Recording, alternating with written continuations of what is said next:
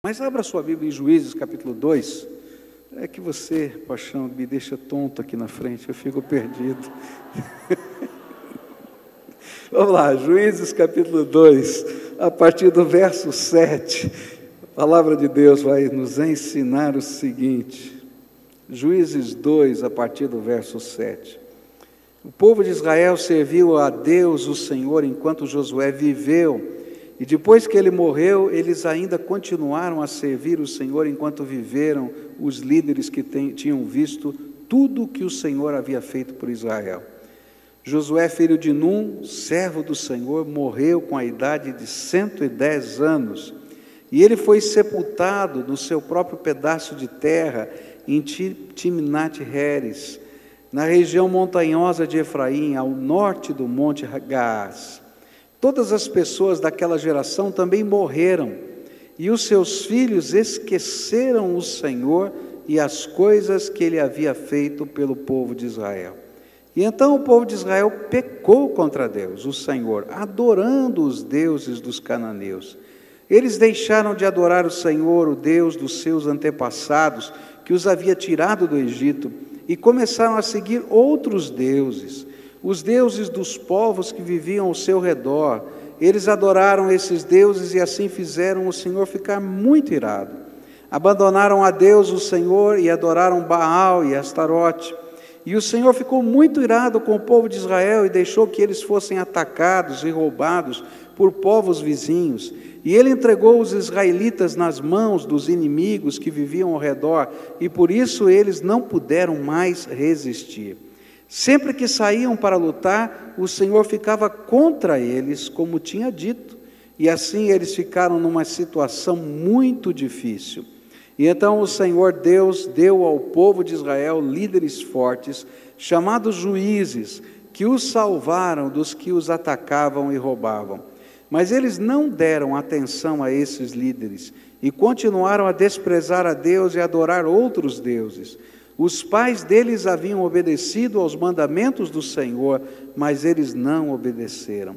O Senhor lhes dava um líder e o ajudava, e enquanto esse líder vivia, o Senhor salvava o povo dos seus inimigos. Ele tinha pena dos israelitas porque eles sofriam na escravidão. Mas quando o líder morria, eles voltavam a viver como antes e se tornavam ainda piores do que os seus pais.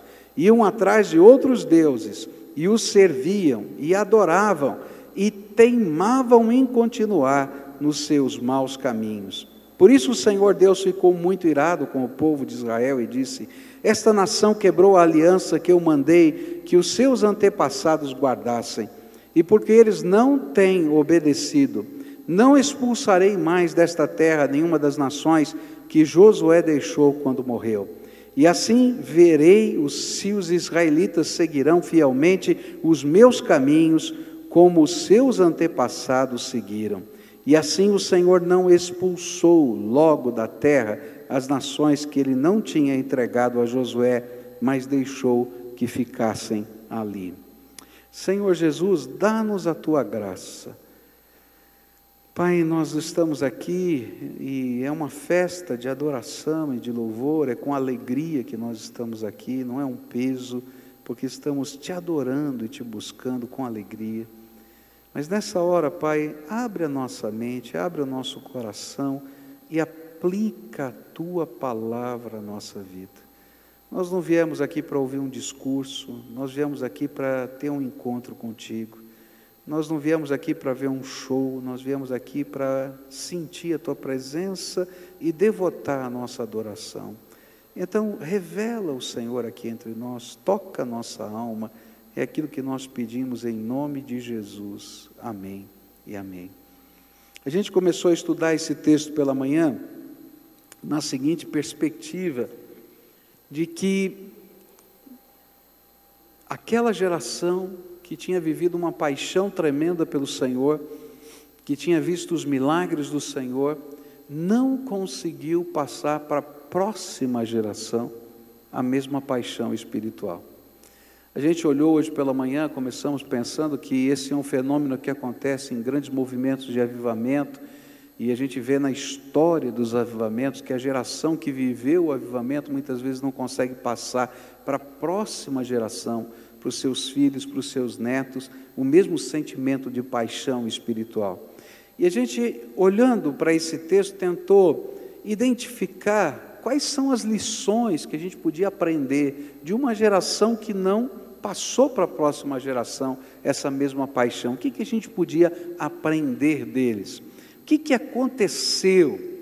E nós começamos então, e olhamos só esse texto, o versículo 10, que diz assim: todas as pessoas daquela geração também morreram, e os seus filhos esqueceram o Senhor e as coisas que Ele havia feito pelo povo de Israel. E quando a gente começou a olhar para esse texto, a gente descobriu que houve uma mudança de foco naquela geração. Aqueles homens apaixonados pelo Senhor, quando chegaram na terra prometida, mudaram o foco. O foco da família no deserto era ensinar os valores de Deus e ser o altar da fé. Era dentro da casa que essas coisas aconteciam. Então, como é que isso acontecia? Todo dia de manhã, Moisés passava na frente, não é, das cabanas, das barracas onde a família morava. O pai de família estava na porta, e ele estava ali esperando Moisés passar, e toda a família estava atrás, espiando, porque quando Moisés entrasse no tabernáculo, a nuvem da glória do Senhor descia sobre o tabernáculo, e ficava uma neblina densa que envolvia todo o arraial. E aí todo mundo se colocava de joelho, com a boca no pó, porque Deus estava presente no meio deles. E esse era o sentimento deles. E aí, quando terminava esse tempo de adoração, de louvor espontâneo, porque Deus estava presente, aquela família se levantava, porque logo em seguida caía um maná do céu, e saía toda a família para recolher o maná, porque a comida que eles comiam era um milagre, era o pão do céu que caía, o maná. E aquela família então celebrava isso com o Senhor, e eles estavam vivendo essas coisas, e a gente aprendeu isso pela manhã. Mas quando eles chegaram na terra prometida, o foco da família mudou. O foco da família agora era conquistar a terra, manter a terra e produzir. E aí, o foco da família deixou de ser valores e fé, e passou a ser a terra, conquistar, manter e produzir. E quando a gente inverte a prioridade ou muda o foco da família, então a gente tem um problema que a gente vai colher ao longo do tempo. Os nossos filhos não vão entender o valor da nossa vida com Deus, da nossa adoração e da nossa fé. E nós estivemos pensando hoje de manhã sobre isso, como nos nossos dias também o foco da família mudou. A gente está preocupado em formar o nosso filho para ele ganhar dinheiro, a gente está preocupado em preparar o nosso filho em vários aspectos da vida, e às vezes a gente não está preocupado, tirando a religiosidade de vir a um culto, quem sabe, mas de cultivar dentro da nossa casa essa adoração, esse temor, a gente experimentar os milagres de Deus dentro do nosso dia, da nossa família, do nosso dia a dia. E se o foco da família muda, não é? Pode ter certeza que isso vai ter consequências ao longo do tempo. Eles vão conquistar a terra, mas vão perder o essencial, valores de vida e espiritualidade e fé. Mas eu queria continuar olhando para uma segunda lição que esse texto vai nos ensinar. É que quando eles começaram a conquistar a terra, eles construíram uma economia forte, mas perderam os seus valores. O foco mudou da adoração, da comunhão e dos valores espirituais, e eles estavam agora conquistando a terra. E aí, quando estavam conquistando a terra, o segundo passo era construir uma economia forte. E quando começaram a construir uma economia forte, eles negociaram os seus valores. Olha só, quando o foco deixa de ser a fé, quando o foco deixa de ser aquilo que Jesus ensinou, buscai primeiro o reino de Deus e a sua justiça, e o quê? todas as outras coisas vos serão acrescentadas. Mas primeiro o que é que eu busco? O reino de Deus e a justiça dele. Quando eu começo a buscar todas as outras coisas, e deixo o reino de Deus e a justiça como um acessório, a uma inversão de valores, e eu começo a negociar os meus valores. E aí, essa terra que passou a ser a primeira coisa, vai nos levar a flexibilizar os nossos valores.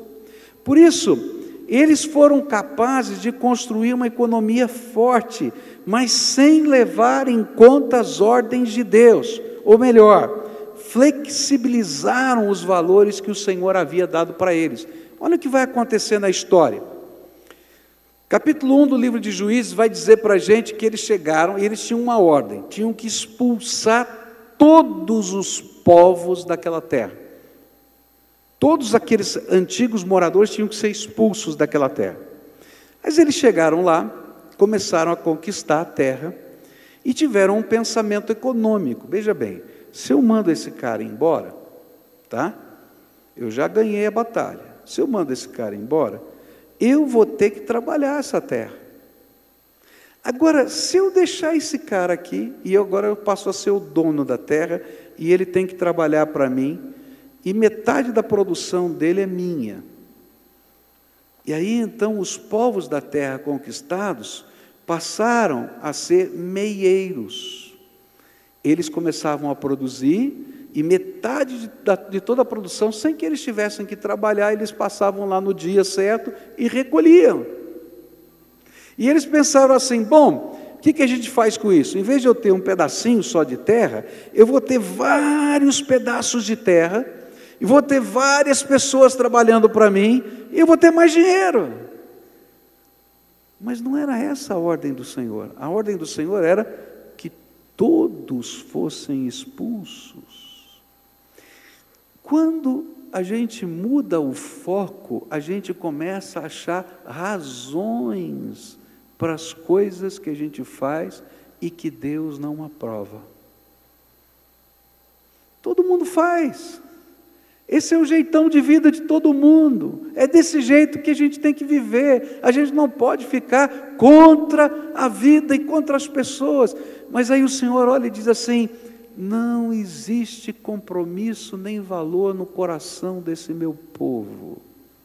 E mais, a gente pode até ganhar a terra, e pode até ganhar dinheiro, mas vai perder os nossos filhos. E olha só o que vai acontecer. Juízes capítulo 2, a partir do versículo 1 e verso 2, Deus vai fazer uma coisa tremenda. Está havendo um ajuntamento do povo, uma grande celebração, como se fosse um culto como esse, só que um culto em que vem todos os representantes de todas as tribos de Israel, e eles estão juntos. Enquanto eles estão celebrando, sabe o que aparece? O anjo do Senhor aparece no meio deles. Quem foi o anjo do Senhor? Vocês lembram na guerra, quando foi conquistada a cidade de Jericó? Estava Josué orando e perguntando, Senhor, como é que nós vamos derrubar essas muralhas? E aparece o anjo do Senhor diante de Josué e vai dizer para eles, vocês vão marchar em volta da muralha, né? Vão marchar durante 7 dias, no 7º dia vão marchar 7 vezes, na 7ª vez vocês vão gritar e as muralhas vão cair. Esse era o anjo do Senhor. Mas agora está todo mundo lá celebrando, lá fazendo uma das festas da religião. E aparece o anjo do Senhor, e eles todos têm a visão do anjo do Senhor. E o anjo do Senhor começa a pregar, a profetizar. E ele diz o seguinte, versículos 1 e 2. O anjo do Senhor foi de Gilgal a Boquim, e disse aos israelitas, eu tirei vocês da terra do Egito, e os trouxe à terra que havia prometido a seus pais. Eu disse, nunca quebrarei a aliança que fiz com vocês. Não façam nenhum acordo com os moradores desta terra. Pelo contrário, derrubem os altares deles. Mas vocês não fizeram o que eu disse. E em vez disso, vejam o que fizeram. E aí vem o sermão do anjo. Dizendo assim, vocês mudaram o foco. Vocês acharam a grana mais importante do que os valores. E agora, diz o anjo do Senhor, esse povo não vai sair mais daqui, vocês vão ter que viver com eles.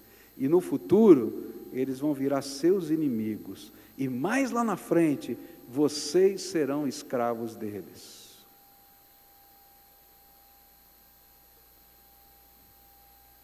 Quando eu olho para esse contexto todo, eu vou descobrir que toda vez que nós flexibilizamos os nossos valores, no decorrer do tempo, nós colheremos o fruto da nossa infidelidade.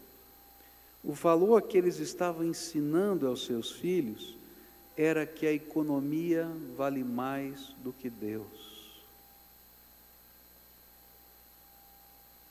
Eles pensavam que a maneira de administrarem os recursos de Deus, que eles tinham engendrado, era melhor e que o preço a ser pago pelo valor e pelo princípio era caro demais. E toda vez que a gente acha que é caro demais servir a Deus, queridos, a gente vai ter sérios problemas. Na década de 80 aconteceu uma coisa no Brasil, muito séria. Até a década de 80, você tinha um número maior de casamentos do que de pessoas que viviam juntas. Mas havia uma lei injusta no nosso país, que não existe mais.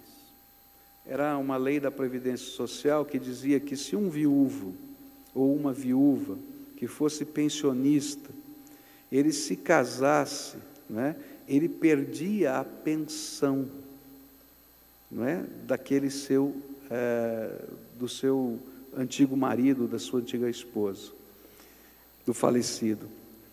E aí o que acontecia? Dois viúvos, eles se gostavam e pensavam assim: bom, se eu casar eu perco a minha aposentadoria, a aposentadoria já é desse tamanhinho, né? E não vai dar para viver, e se der algum problema, morreu o outro, eu fico sem pensão, porque eu casei depois que ele era pensionista. E então, por causa dessa lei injusta, muitos velhinhos começaram a se juntar e não se casar.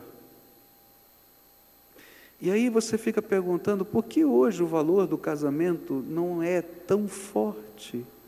É porque aquela geração entendeu que o valor econômico era mais importante do que o valor moral.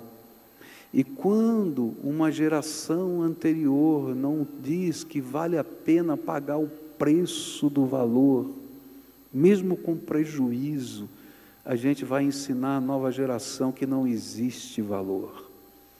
Quando o vovô e a vovó não ligam mais para o casamento, quem vai ligar? Você está entendendo? O que a Bíblia está ensinando para a gente é que toda vez que eu mudo o foco e eu flexibilizo os valores de Deus na minha vida, eu vou colher na minha geração e na próxima os frutos dessa flexibilização.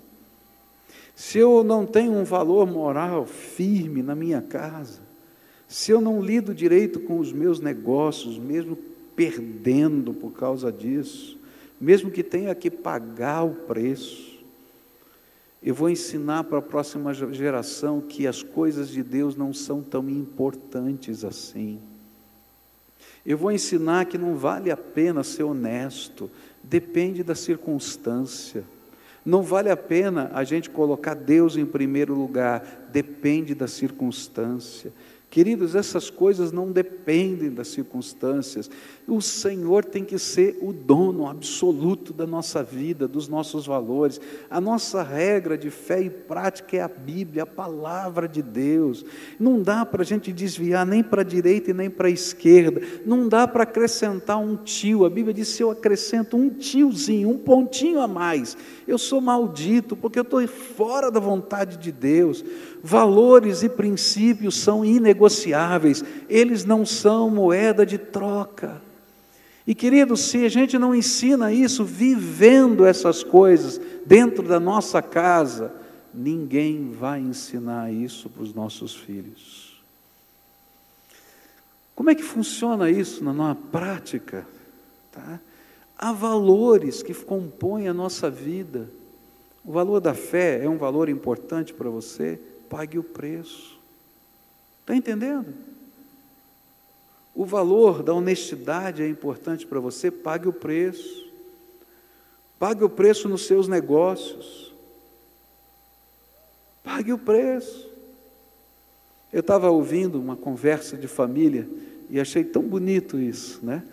Que nessas compras de Natal, numa loja, colocaram num dos pacotes uma camisa a mais, que não foi comprada, que não estava na nota. E aí estavam conversando em família, nós temos que voltar na loja e devolver essa camisa a mais. E foi toda a família de volta, 2 dias depois, para devolver a camisa a mais. Isso é valor. Isso é que a gente está ensinando, não nos pertence. Mas não é só nessas coisinhas pequenas, são nas grandes coisas também, mas elas começam a ser vivenciadas nas pequenas. Não flexibilize os seus valores.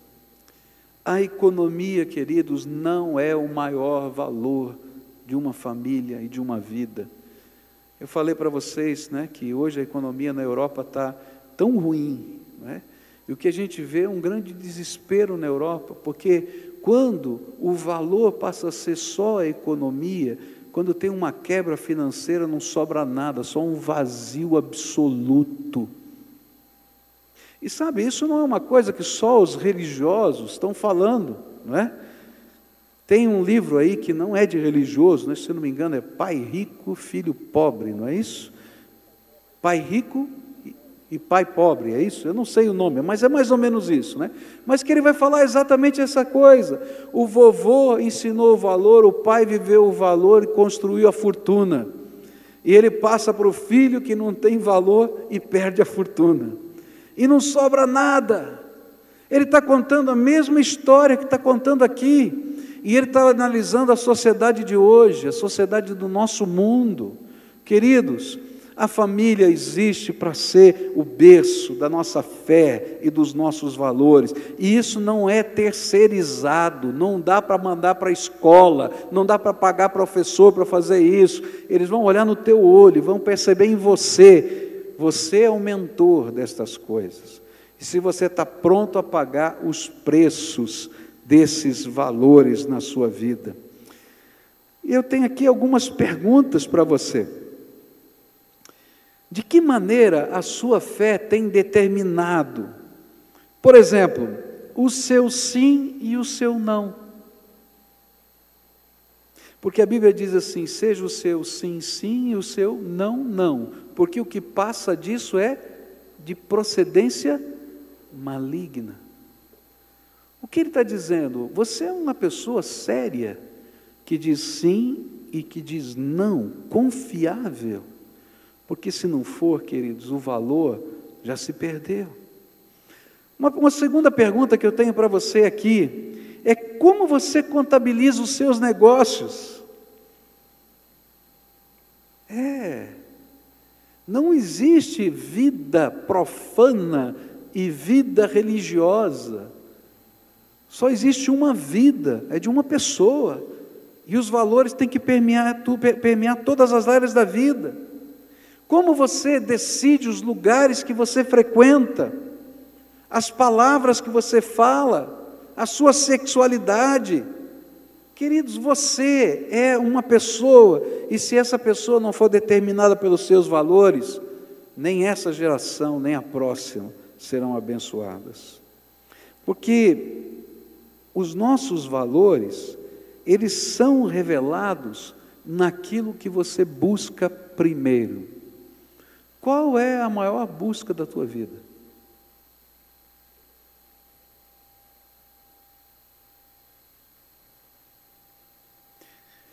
É isso que está revelando os teus valores. E o que você está disposto a fazer para alcançar essa tua busca? Está revelando os teus valores. Agora a Bíblia vai ensinar uma coisa tremenda.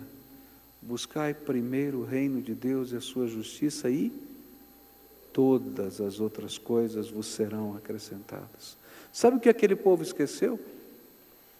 É que a bênção de Deus é que estava dando para eles o maná, e era a bênção de Deus que estava dando para eles a terra prometida. E que sem a bênção de Deus eles não eram nada. E que a gente perde a bênção de Deus quando a gente flexibiliza os valores da nossa vida.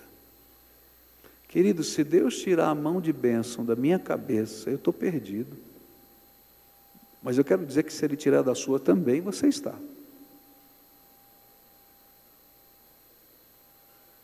Porque você não vai conseguir fazer nada, querido. Porque é a bênção de Deus que está fazendo diferença na nossa vida todo dia. E Ele não precisa fazer muito, não. Só tirar a mão de bênção. Agora, se Ele desejar puxar a sua orelha, você está perdido. Como esse anjo falou, agora, esse povo vai virar teu inimigo, e vocês vão ser escravos dele, da mesma maneira como foram eles escravos de vocês. Queridos, essa é uma coisa séria que a gente tem que trazer para a nossa vida e para o nosso coração. Terceira lição que eu vejo aqui está nos versículos 11 a 13. Diz assim a Bíblia: então o povo de Israel pecou contra Deus, o Senhor, adorando os deuses dos cananeus, e eles deixaram de adorar o Senhor, o Deus dos seus antepassados, que os havia tirado do Egito, e começaram a seguir outros deuses, os deuses dos povos que viviam ao seu redor. E eles adoraram esses deuses e assim fizeram o Senhor ficar muito irado. Abandonaram a Deus, o Senhor, e adoraram Baal e Astarote. A terceira lição é que não existe neutralidade nessa batalha espiritual que nós estamos vivendo. Ou nós conquistamos, ou nós somos conquistados. E o que aconteceu foi que o conquistador da terra foi conquistado pelo modo de vida e fé do povo conquistado. E aí a pergunta é: quem ganhou? Eles ganharam a batalha pelas terras por um tempo. Depois perderam as terras de novo. Mas perderam a guerra da fé.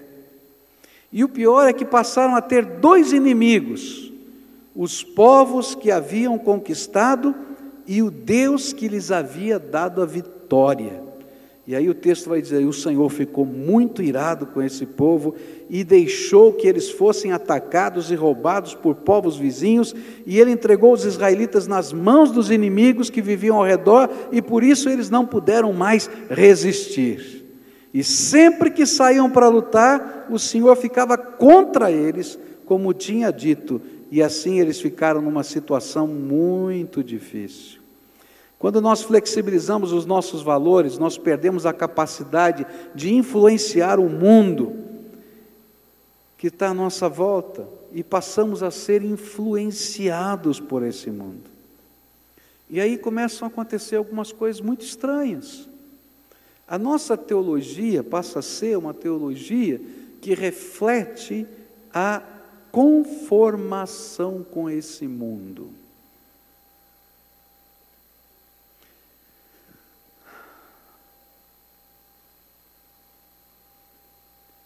Algumas pessoas me acham muito radical, por causa da palavra que dei em 2010 sobre a questão política. Algumas pessoas me acham muito radical por algumas afirmações claras sobre aquilo que a Bíblia fala a respeito de alguns assuntos polêmicos da nossa nação. Sabe por quê, queridos? Porque toda vez que a gente flexibiliza os nossos valores, nós somos conquistados, ao invés de conquistar a terra. O IBGE está apontando que daqui 20 anos, nós estamos falando em 2035 aproximadamente, tá? 50% da população do Brasil vai ser evangélica. São dados do IBGE. são projeções do IBGE. Agora eu fico pensando, que adianta ter 50% da população do Brasil evangélica se continua havendo tanta corrupção como tem havido, se esse desmando social está acontecendo, se essa violência está acontecendo dessa maneira, se essa sexualidade tão enrolada está acontecendo desse jeito, se o número de divórcios está crescendo tão assustadoramente, e não estou falando só fora dos arraiais cristãos, mas dentro das igrejas evangélicas, se continua tendo abuso sexual, e eu não estou falando fora das igrejas evangélicas, estou falando dentro das igrejas evangélicas, se está acontecendo, o que adianta? É a mesma coisa. Agora, se a gente tiver um povo comprometido com o Senhor, pronto a pagar qualquer preço, radical nos valores de Deus na sua vida, eu tenho certeza que não vão fazer diferença nessa terra. Agora, se a gente tiver um evangelho, água com açúcar, um evangelho que a gente acha respostas teológicas para tudo que a gente queira fazer, do jeito que a gente queira fazer, que tudo depende e que não tem nenhuma verdade, então, queridos, esse não é o evangelho da Bíblia. Mas como é que isso vai acontecer? Vai acontecer com uma operação formiguinha. Eu vou me sentir sozinho, você vai se sentir sozinho, mas um dia Deus vai revelar todos aqueles que estão comprometidos com a sua palavra de uma maneira radical e verdadeira, e esse povo vai fazer diferença nessa terra. Agora, sabe o que vai acontecer daqui 20 anos? Se a gente crescer como evangélicos desse jeito, sem valores, sem princípios, sem guardar as coisas básicas da nossa fé, como eu falei hoje de manhã, a gente celebrar a Deus dentro da nossa casa com o nosso culto doméstico, a gente vai viver, daqui 20 anos, a gente vai viver a era dos desiludidos. Sabe o que é? Eu não creio mais em nada. Porque essa palavra, ela vai ser uma palavra que vai ser pisada, envergonhada por essa geração. Consegue entender isso? Como é que a gente passa a paixão espiritual para a próxima geração, queridos? Quando a gente se torna o tabernáculo dos valores e da fé dentro da nossa casa. Quando a gente não vende esses valores de maneira alguma, a gente não negocia, ele não se torna moeda de troca de nenhuma maneira na nossa vida. E quando nós conquistamos essa terra, ao invés de sermos conquistados por ela, meus irmãos, se o nosso evangelho não for o poder de Deus para transformar todo aquele que nele crê, então ele não é evangelho.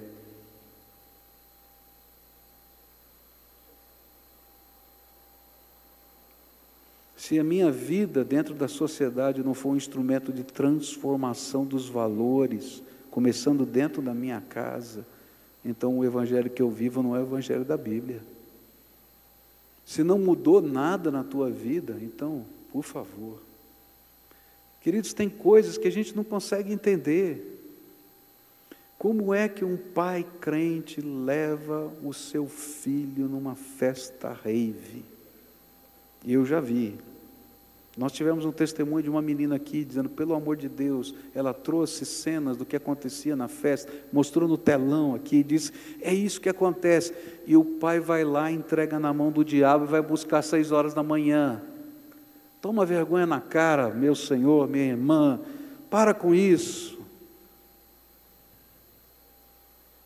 Ah, o que eu vou fazer com o meu filhinho, tadinho dele, ele vai ser discriminado na escola.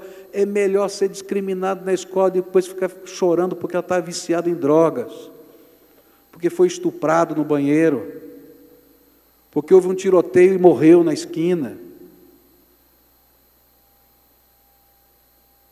Você está entendendo? Há valores que não se negociam. A gente vive uma geração de crentes que não apenas negociam os valores, como patrocinam, pagam a conta das coisas erradas. A gente não ensina respeito dentro de casa e nem fora de casa. E é por isso que a gente tem esse problema dentro das escolas aí. Tem vários diretores aqui, sabem o que eu estou falando. Onde os professores têm medo de dar aula. Tem alguma coisa errada. Agora, isso não está acontecendo só lá fora, gente. São valores que a gente tem que viver dentro de casa, que não se negociam. Que geração, que legado você vai deixar? Você vai deixar uma terra, vai deixar uma casa na praia, vai deixar um apartamento, mas eles não vão ter nada. Porque estão vazios. E aí, queridos, o conquistador vai ser conquistado. Eu não estou aqui para isso, não. Em nome de Jesus, nós vamos conquistar essa terra com 50% dos evangélicos nesses 20 anos, mas vamos fazer uma mudança espiritual e social nessa nação. Agora, como é que isso vai acontecer? Com gente que tenha coragem de pagar o preço, de falar a verdade, de viver a verdade, de ser perseguido. Eu não tenho problema, não.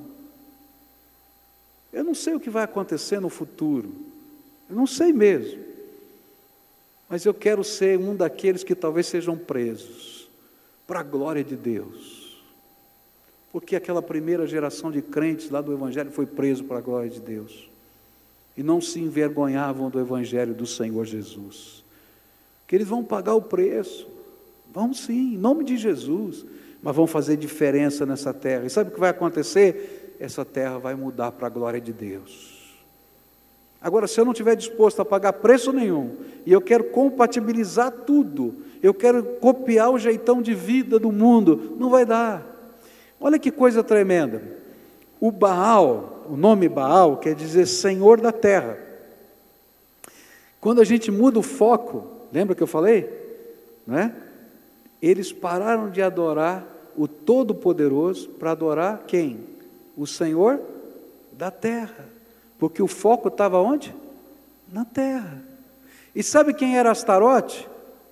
Astarote era a deusa do prazer e da fertilidade. E eles então passaram a adorar o hedonismo, curtir a vida, o prazer e a fertilidade, a sexualidade sem qualquer limite.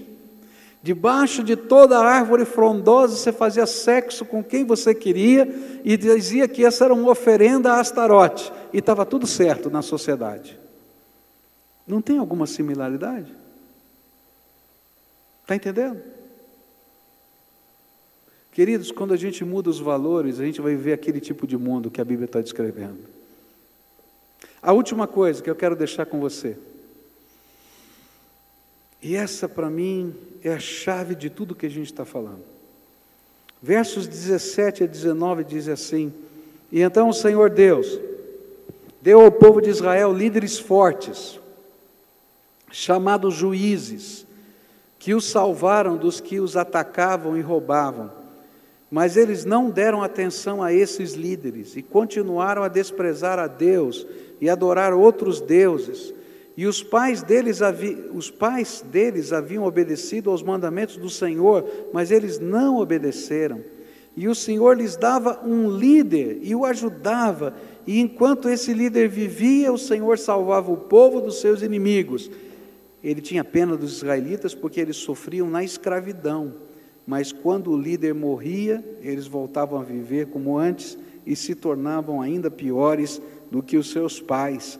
Iam atrás de outros deuses e os serviam e adoravam, teimavam em continuar nos seus maus caminhos.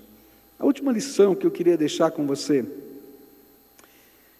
é interessante a Bíblia falar que estes homens tiveram grandes líderes que fizeram grandes coisas, mas que foram incapazes de gerar novos líderes que pudessem conduzir a nova geração.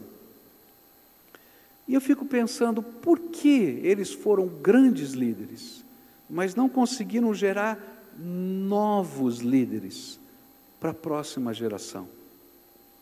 E aí eu comecei a meditar um pouquinho nesse texto e descobri algumas coisas interessantes.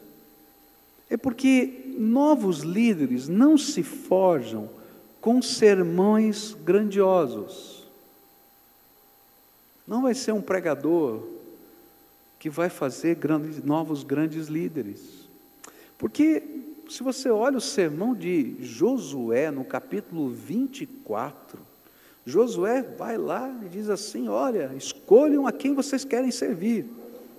E olha, vocês podem servir aos deuses desses povos que estão aí ou a Deus. Escolham agora, porque eu e minha casa serviremos ao Senhor. Mas líderes não se forjam com sermão. Outra coisa que eu descobri, lendo esse texto, é que líderes não se forjam com revelações.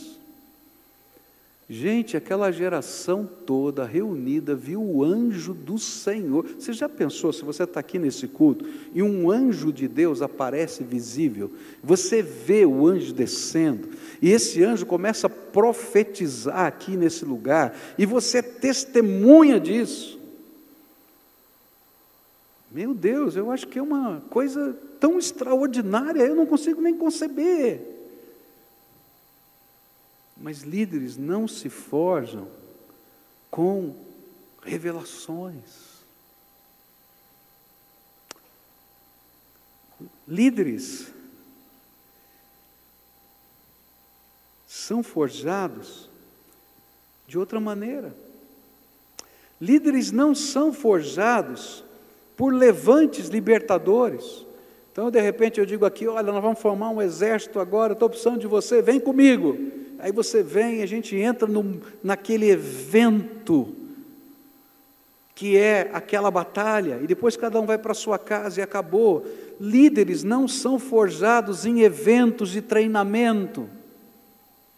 Eu vou fazer o curso Haggai, eu vou fazer, aleluia, esses cursos são maravilhosos, eu mesmo fiz, amém, vale a pena, mas não são eles que vão formar novos líderes. Eles tiveram pessoas assim. Sabe como é que novos líderes são forjados? Eles são forjados na porta da tenda de um mentor. E se você olha para a história de Josué, você vai encontrar Josué na porta da tenda de Moisés. E Moisés, durante toda a sua vida, mentoreou um jovem chamado Josué, e foi investindo a vida dele na vida de Josué. E quando chegou a hora dele partir, não tinha dúvida de quem seria o sucessor. E o próprio Espírito de Deus revela a todo o povo quem era aquele moço que estava na porta da tenda de Moisés. Líderes, eles são forjados quando a gente investe vida na vida de pessoas, com mentoria capacitadora. Eu comecei a olhar para a minha vida e eu fiquei imaginando como é que eu me tornei um líder. E se hoje eu estou aqui nesse púlpito, se hoje eu estou na presidência da convenção, houve muitas pessoas significativas na minha vida em que eu pude estar na porta da tenda dessas pessoas, e foi a vida delas investida na minha vida que forjou o que eu sou hoje. E eu me lembrei de um pastor, já jubilado hoje, pastor Wilson Devidé. Naquela época ele era um jovem, não era nem pastor. Ele era líder de um movimento jovem, onde eu fui impactado pela primeira vez pela palavra de Deus. E eu me converti, ouvindo ali os testemunhos na casa desse moço. E um dia, eu tinha 12 anos de idade, ele bateu na casa do meu pai, para pedir para o meu pai permitir, porque aquele grupo saía para fazer pregações fora. E eu tinha só 12 anos de idade, ele era um grupo mais velho, eram jovens de 20, 25 anos, eu só 12. Ele bateu na casa do meu pai e falou: olha, eu queria pedir permissão para o Pascoal vir conosco nos trabalhos evangelísticos que a gente faz. A gente sai sábado cedo, domingo cedo, e ele vai com a gente. Eu só tinha 12 anos. Sabe o que eu fazia? Sabe qual era o meu papel naquele grupo? Eu carregava o balde. Eles usavam um balde de latão assim, grande, onde tinha uma corda de tripa de carneiro e um cabo de vassoura, não é? E aí você esticava aquilo virava o baixo. E a gente usava aquilo no ar livre, no meio da rua. E eu nem tocar o balde sabia. Eu só servia para carregar o balde. Mas enquanto eu carregava o balde, eu estava aprendendo com aquele homem a orar. A primeira vez que eu vi alguém ser liberto do poder das trevas, de demônios sendo expulsos, foi aquele homem expulsando, aquele jovem expulsando demônios. A primeira vez que eu vi um apelo, foi aquele, assim, como instrumento da pregação, foi aquele homem pregando no meio de um ar livre, em praça pública. Eu louvo a Deus pela vida daquele moço que olhou para um garoto de 12 anos e disse assim: eu vou levar esse menino para ficar na porta da minha tenda, ele vai carregar o balde. E a minha paixão evangelística nasceu ali. Mas eu fiquei pensando na minha história e descobri que não foi somente esse homem que me ajudou, porque na vida da gente, a gente tem muitos mentores. E aí eu me lembrei de uma outra senhora chamada tia Lilian, já falecida. Era líder de adolescentes da minha igreja. Mas ela era uma líder de adolescentes que não estava preocupada só nos eventos. Ela era pastora da gente. Ela abria a porta da casa dela para virar o point da moçada. E a moçada toda corria para a casa daquela senhora. E a gente brincava lá, tomava café da tarde, coitada dela, era uma despesa danada, porque vinha aquela molecada e tomava o café da tarde, pão com manteiga, delicioso, mas era margarina, pão com margarina, delicioso e tal, mas a gente estava lá. Mas essa foi a mulher que tratou do meu coração quando meu pai e minha mãe se separaram, que chorava comigo, que orava comigo, que ouvia as minhas confidências. E foi na porta da tenda dessa mulher que eu aprendi a ser pastoreado e a pastorear, a considerar as pessoas mais importantes do que as coisas, porque essa senhora não tinha nada, às vezes não tinha nem o que comer, porque o marido dela era um alcoólatra, e por isso perdia o emprego tantas vezes, e às vezes ela não tinha o que comer, mas a gente podia chegar naquela casa que ela recebia a gente de braços abertos.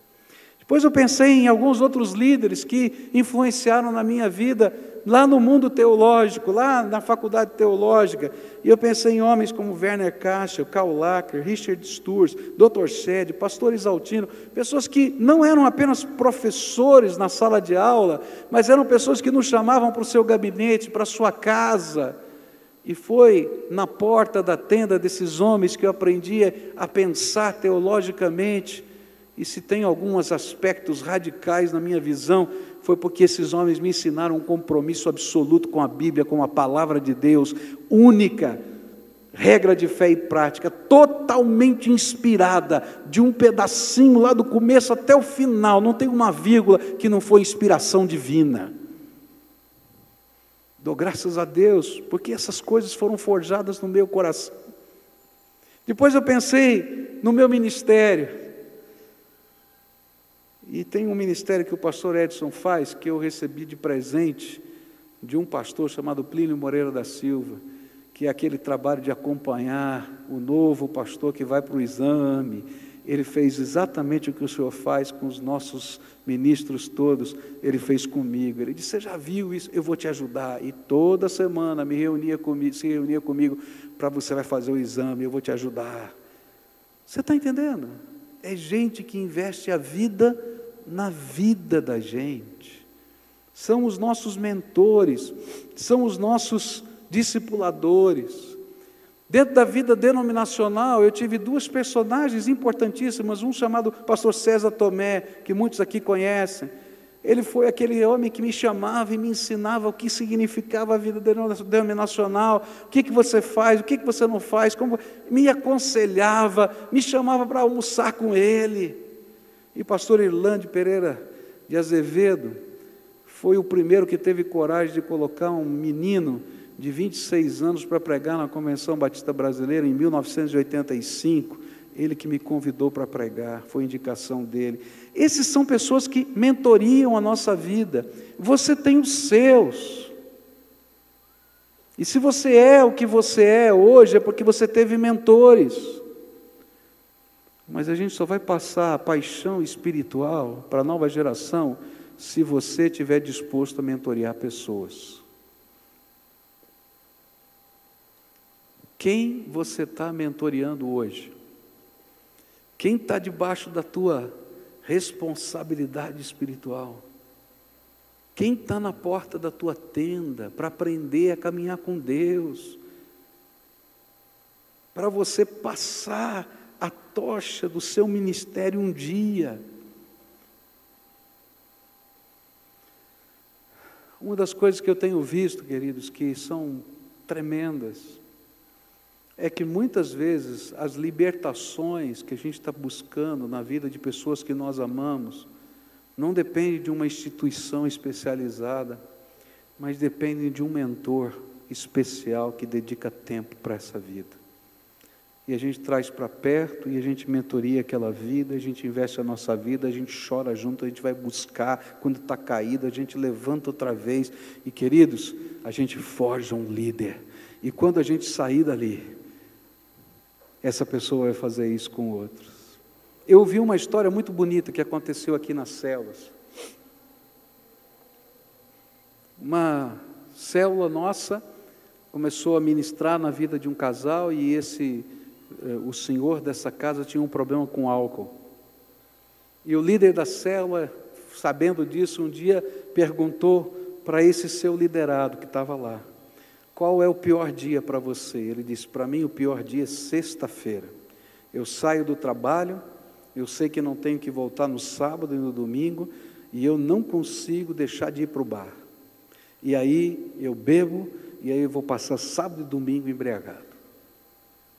Ele falou: não tem problema. Então toda sexta-feira eu vou buscar você no seu trabalho, e vai ser o nosso tempo de discipulado. E toda sexta-feira ele ia, buscava o homem do trabalho, eles iam estudar a Bíblia, eles oravam juntos, ele ensinava os valores do reino de Deus, e ele deixava esse homem na casa dele, e entregava lá, aqui dentro da nossa igreja. Esse é um líder nosso aqui. Bom, esse homem se converteu, foi batizado, foi transformado, a graça de Deus, ele é um líder. E Deus colocou na vida dele uma outra pessoa que tem problema com álcool. E ele perguntou: qual é o dia mais difícil para você? Ele disse: a sexta-feira. Então eu vou toda sexta-feira e vou te buscar. E ele fez exatamente o que o seu líder tinha feito. E está fazendo diferença nessa terra. Queridos, líderes não são forjados por um sermão, por uma revelação, não são forjados por um evento de treinamento. Líderes são forjados quando a gente investe vida na vida de pessoas. Tem muita gente aqui que Deus deu dons especiais, capacidades especiais, visões especiais em áreas específicas. Quem você está formando? Quem são os líderes?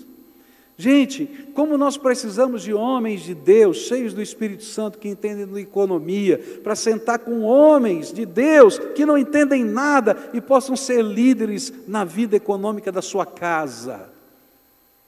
Mas isso não se ensina num curso, queridos, tem que sentar junto, e toda semana dizer: vamos prestar contas, vamos ver como é que está acontecendo, eu vou te ajudar. Está entendendo? Tem gente que está precisando da sua casa ser reconstruída, e isso não vai acontecer num sermão, vai precisar de um outro casal que diga aqui: nós vamos trabalhar com você, nós vamos orar junto, nós vamos caminhar junto, que vai chegar e vai dizer: moça, fica quieta, agora não é hora de falar, para com isso, porque você tem autoridade para fazer isso. E que depois, quando essa vida for acertada e consertada, eles vão fazer isso com outros. E esse é o princípio da palavra de Deus, que você vai pegar as verdades tão preciosas que você recebeu, e você vai escolher pessoas idôneas, e você vai investir a tua vida na vida delas, para que elas possam no futuro investir na outra geração. E sabe, irmão, se a gente começar a viver isso, a paixão espiritual vai passar de uma geração para outra. Mas sem investir vida na vida das pessoas, nós não vamos passar a paixão espiritual para a próxima geração. Às vezes a gente tem que fazer isso com os nossos filhos.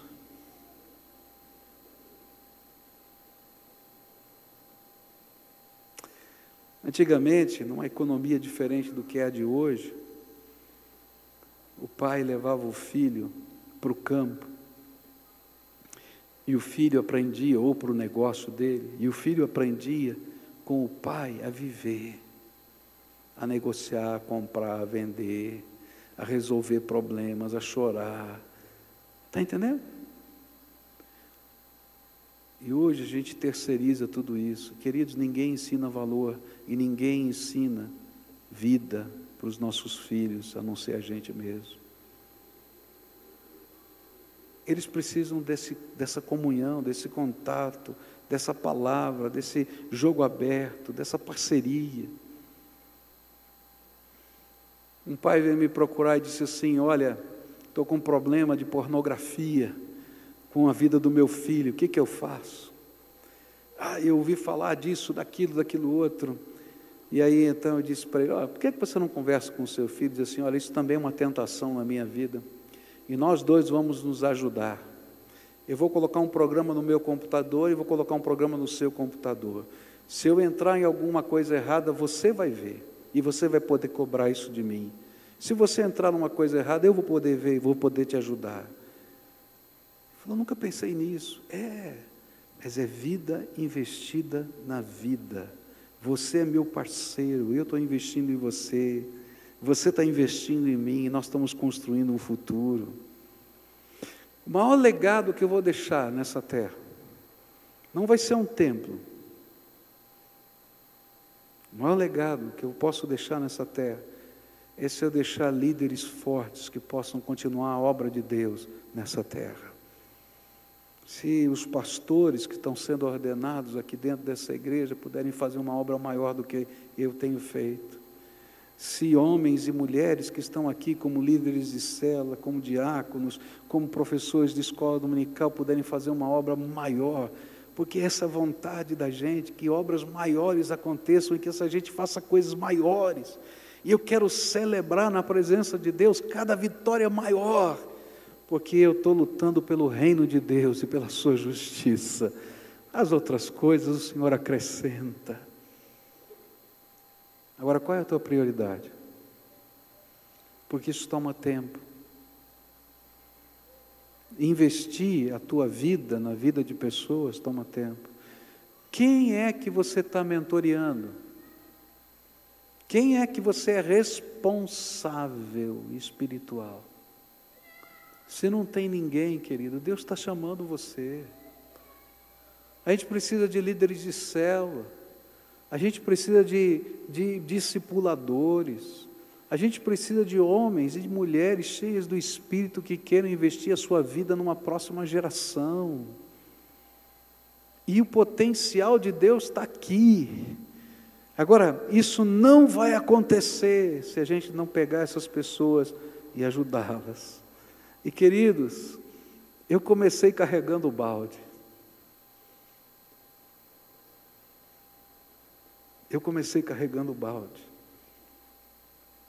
Mas um dia, eu ainda era carregador de balde nessa época. Alguém disse assim: o que nós vamos fazer na nossa união de adolescente? Eu falei: vamos fazer um ar livre. Como é que a gente faz ar livre? A gente nunca fez. Eu sei, eu já aprendi. E quem vai pregar? Eu nunca tinha pregado. Eu falei: pode deixar que eu prego, porque eu já tinha visto esse povo fazer. E aí então, eu preguei meu primeiro sermão no meio de uma praça pública. E 25 pessoas se converteram a Jesus no meio de uma praça pública, porque tinha um garoto de 12 anos pregando o Evangelho. Mas eu dou graças a Deus porque antes de ser pregador eu fui o carregador de balde. Está entendendo? Quem você vai mentorear? Traz para perto. Às vezes os problemas que estão acontecendo dentro da sua casa, está faltando só isso, trazer para perto alguém. Eu vou investir a minha vida na tua vida. Eu vou grudar em você. Eu vou fazer de você melhor naquilo que você é o melhor do que você.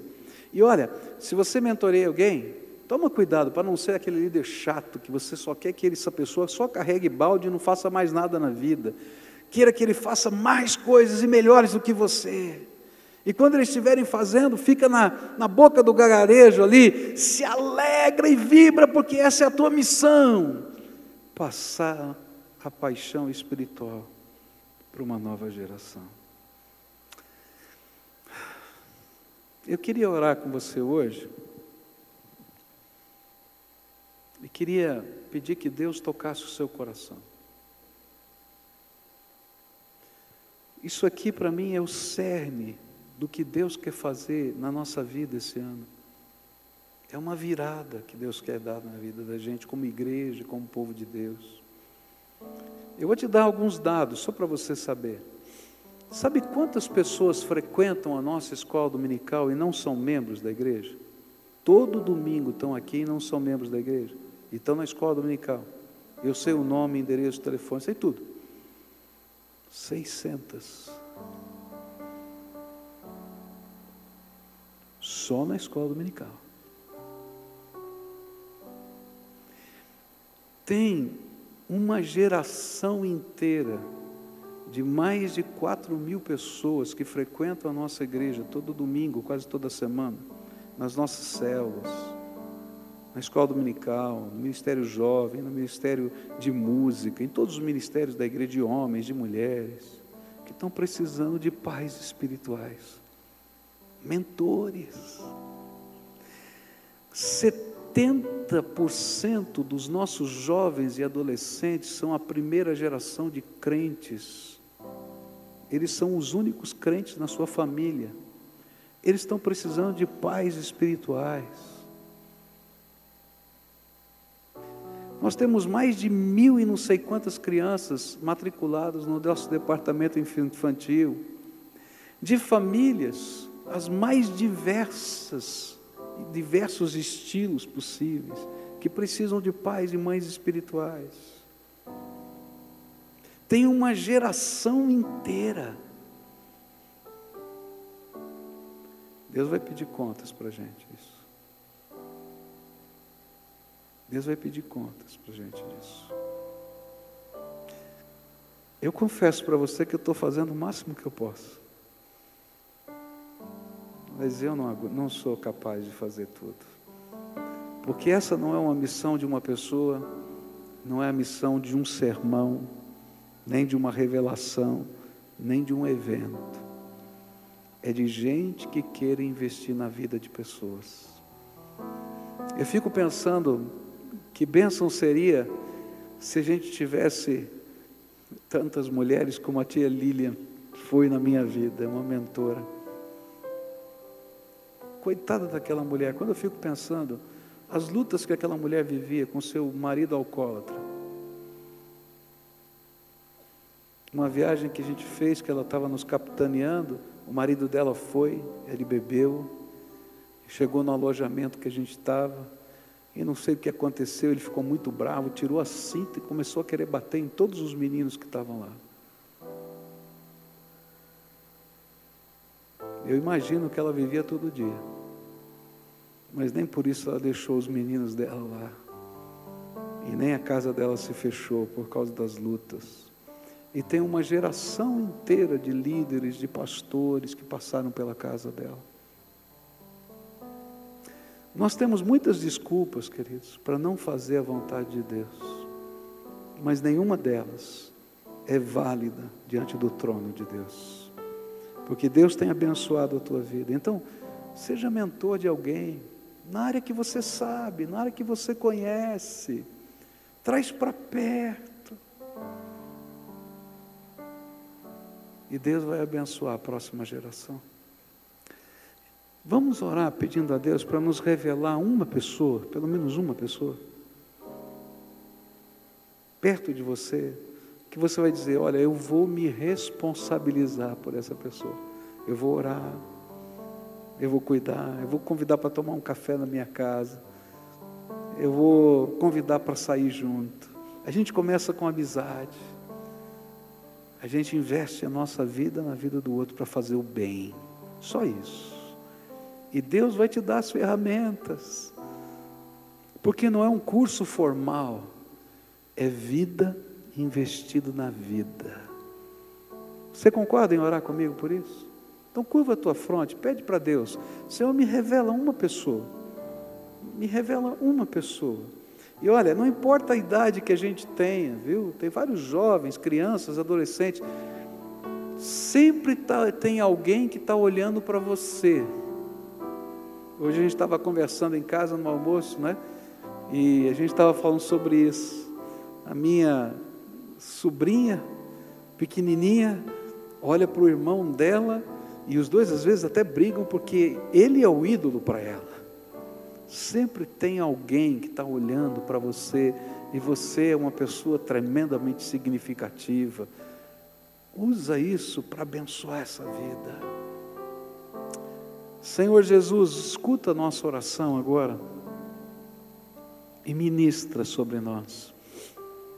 Levanta, Senhor, nessa geração, homens e mulheres cheios do Teu Espírito, que tenham coragem de investir a sua vida na vida de outras pessoas, de discipular formalmente, de mentorear informalmente, de trazer para perto, como afilhado, como amigo, como querido, de andar junto, de sair junto, de abrir o coração, de sonhar coisas maiores até daquilo que a gente faz na vida dessas pessoas, desinteressadamente, simplesmente gerando o bem de uma nova geração. Ó Pai, abre o coração desse Teu povo, que a terra não seja só o foco dessa vida, que a economia não seja só o foco dessa vida, que a gente não esteja apenas conquistando números, mas conquistando a transformação, que o Senhor nos dê graça para investir a nossa vida na vida de outros, porque querido Senhor, o legado que nós vamos deixar aqui são pessoas. Ajuda-nos, Senhor, a construir essas pessoas para a Tua glória. Trabalha no nosso coração, trabalha na nossa alma, trabalha na nossa vida. E, Senhor, derrama da unção do Teu Espírito, olhos para perceber, coração para amar e braços para servir. Ajuda-nos, Senhor, ajuda-nos, Senhor. E que nós possamos ver essa mudança acontecendo dentro de casa, essa mudança acontecendo fora de casa, essa mudança acontecendo no trabalho, essa mudança acontecendo dentro da igreja, essa mudança acontecendo nessa sociedade, porque o Senhor é aquele que está trabalhando em nós. Pai, dá-nos essa alegria, dá-nos essa alegria. É aquilo que eu te peço em nome de Jesus. Amém e amém. Amém? Fica de pé, dá a mão para quem está perto de você. Você já sabe o nome de quem Deus mostrou para você? Quem ainda não ouviu o nome de ninguém, levanta a mão aqui. Não ouviu ainda o nome? Vou orar por você. Senhor, revela para esse teu filho uma pessoa. Tem mais alguém que não ouviu o nome de ninguém? Deus falar aí no teu coração, mostrar alguém? Levanta a mão aí. Eu quero pedir para Deus abençoar você. Senhor, revela para essa senhora a tua vontade, a pessoa que o Senhor tem. Tem mais alguém? Agora todo mundo aqui ouviu, né? Você não ouviu ainda, querida? Senhor, abençoa essa tua filha. Enquanto ela for para casa, revela para ela alguém, em nome de Jesus. Agora, o restante já ouviu, não ouviu? Então, a tarefa começa hoje. Pede sabedoria para Deus, pede estratégia para Deus, e começa. Não deixa a palavra de Deus passar pela tua cabeça não, tá?